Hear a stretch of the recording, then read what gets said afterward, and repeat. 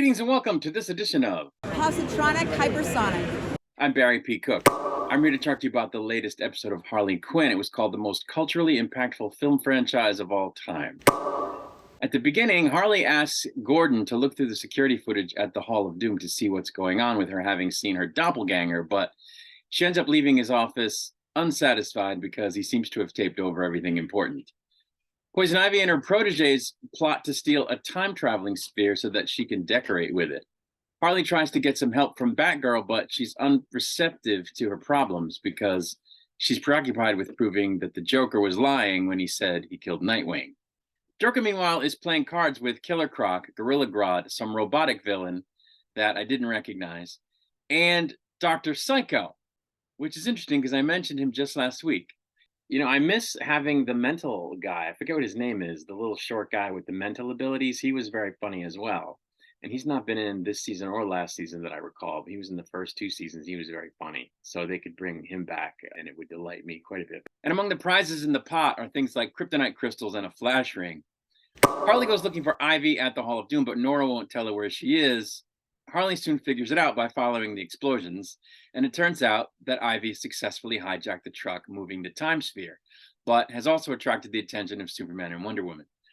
Harley shows up to talk with her, but is really unable to because Ivy's focused on trying to steal the time sphere, and it was very funny because she has to keep fending off Superman and Wonder Woman while also trying to steal the truck and talk with Harley about how she doesn't have time to talk to her. Harley ends up using the time sphere once the truck crashes to go 25 years in the future so that she can talk to Ivy, but they soon end up under siege by a bunch of armed drones.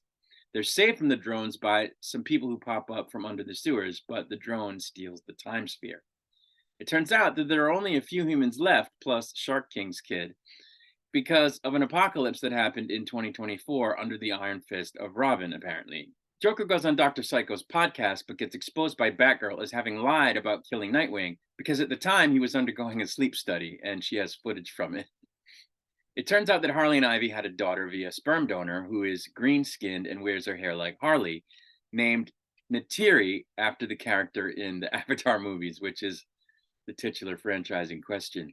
And she's the one leading the resistance against Robin. She promises to help them get back to the time sphere if they help overthrow Robin, which they seem more than happy to do as they marvel at how cool their daughter is.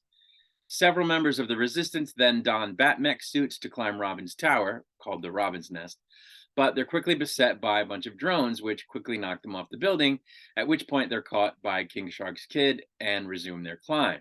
They make it to Robin's control room and find him looking very much like a fat old Ra's al Ghul as he wreaks havoc on Gotham, and he shows them his collection of enemies who are all suspended in cryo-freeze.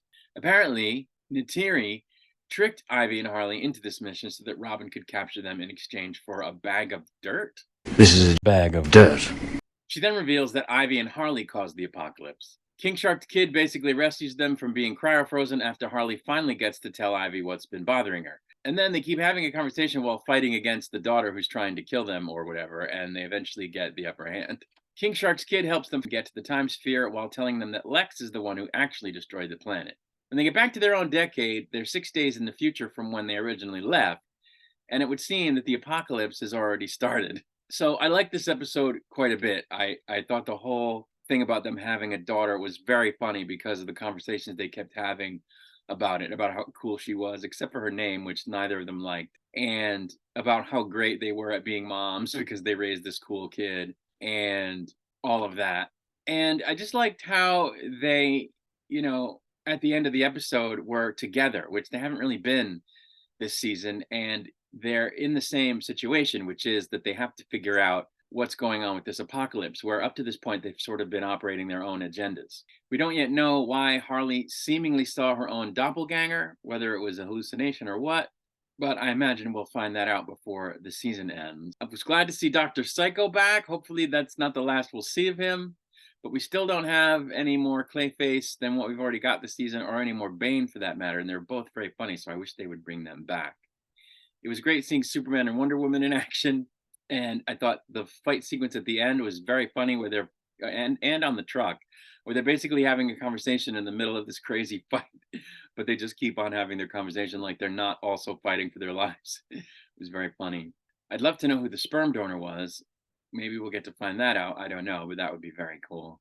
But this show continues to be very funny, and I think Kaylee Cuoco in this episode in particular did a really great job of playing Harley Quinn. Her lines and her delivery were just great, and I just love this show, and I love seeing Harley in her Bat Family suit. It's a very cool suit, even if the colors are a little, but it's very cool, and it's cool seeing her in that suit. And I'm curious to see who actually killed Nightwing, because it would appear that Joker didn't, at least not directly. I'm also curious to see if Nightwing's actually dead. It would seem that he is, and I can't believe it. But I won't be surprised if he turns up and says, "Yeah, I just slowed my heartbeat real slow and made it seem like I was dead so I could trick everyone, seeing as they attacked me, and I could play dead and expose their real plan," or whatever. I would not be surprised if that happens, but I don't know. It's not looking like it's gonna so far. Anyway, that's it. I'll be back to review the next episode once it's released. Until I return, I wish you peace and long life.